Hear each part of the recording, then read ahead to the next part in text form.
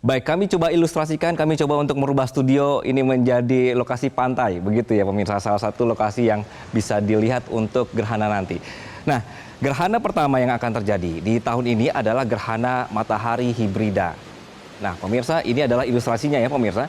Gerhana matahari hibrida ini merupakan jenis gerhana yang langka karena jarang terjadi. Menurut Lembaga Penerbangan dan Antariksa Nasional atau LAPAN, gerhana matahari hibrida adalah gerhana matahari yang memiliki dua macam gerhana berbeda yang terjadi dalam satu waktu secara berurutan.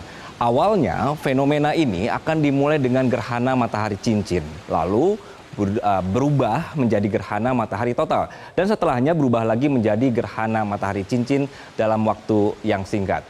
Nah, gerhana matahari hibrida diperkirakan akan terjadi pada 20 April atau sekitar bulan Ramadan. Ada baiknya untuk Anda mempersiapkan waktu untuk menjadwalkan melihat gerhana ini secara langsung.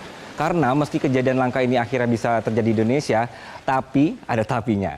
Sayangnya tidak semua wilayah dapat menyaksikan gerhana matahari hibrida. Nah, paling jelas gerhana ini bisa terlihat di Pulau Kisar. Kemudian pilihan lainnya Anda juga bisa melihat fenomena gerhana matahari hibrida di Pulau Maupora, Pulau Watubela, Pulau Damar, Kepulauan Antalisa, Roswar, Kota Biak, dan juga Fak-Fak. Nah, sedangkan daerah lain masih bisa melihat, namun bentuknya berbeda. Jadi sebagian saja. Di 38 ibu kota provinsi di Indonesia ini juga tetap bisa untuk melihat gerhana yang ada di sebelah kanan saya ini pemirsa. Jadi gerhana matahari sebagian ini akan misalnya di Jakarta ini akan terlihat mulai dari jam setengah 10 sampai jam 12 siang. Durasinya berlangsung selama hampir 2,5 jam.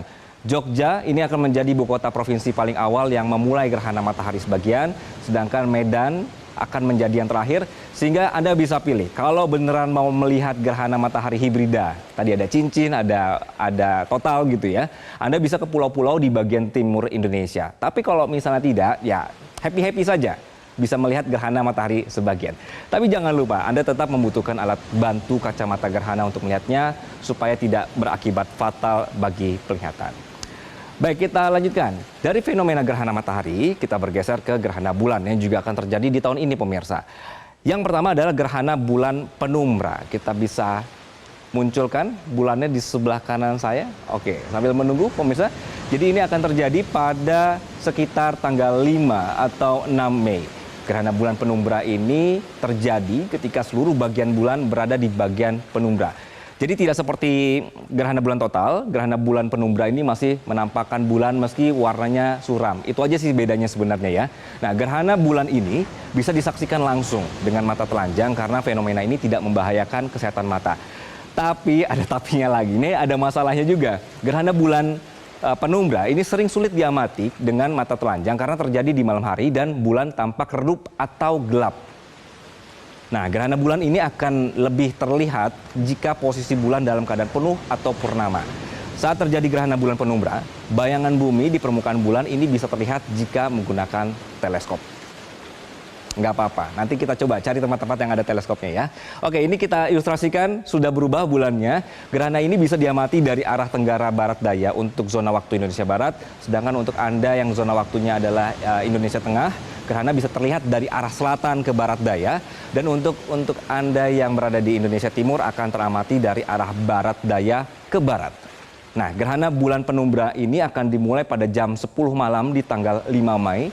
Puncaknya di jam setengah 1 dini hari dan berakhir di jam setengah 3 pagi. Jadi durasinya agak panjang, 4 jam 18 menit.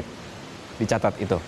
Sepanjang tahun ini, pemirsa, terjadi 13 kali fase purnama dengan 2 fase purnama bertepatan dengan gerhana bulan penumbra dan gerhana bulan sebagian.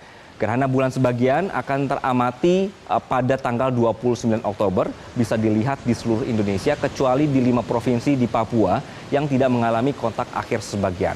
Nah, untuk gerhana bulan sebagian atau gerhana bulan parsial ini terjadi ketika bumi tidak sepenuhnya menghalangi sinar matahari ke bulan.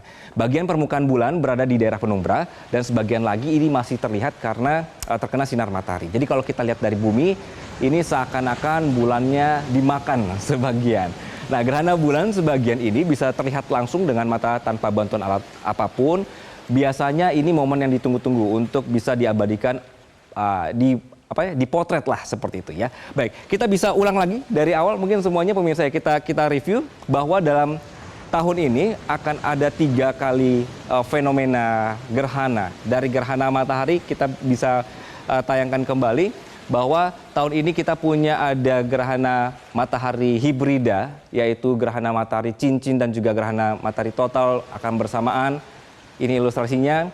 Ini akan terjadi. Untuk bisa melihat secara full, Anda bisa harus ke Indonesia Timur. Kemudian kalau misalnya Anda di daerah lain selain Indonesia Timur tetap bisa kelihatan tapi sebagian. Oke, selanjutnya tahun ini juga akan ada 2 gerhana bulan, yaitu ada gerhana bulan penumbra dan juga gerhana bulan sebagian. Kalau penumbranya ini mungkin agak sulit untuk terlihat. Kita tayangkan lagi ya pemirsa. Karena ini hanya bayangan saja dan perlu teleskop. Boleh kita putarkan kembali? Oke, ini akan ada di sekitar bulan Mei.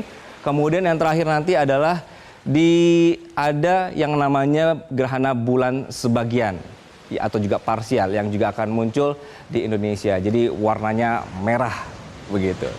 Sekian Metropedia pekan ini pemirsa. Kita bertemu lagi di lokasi menonton gerhana. Kita nonton bersama-sama nanti.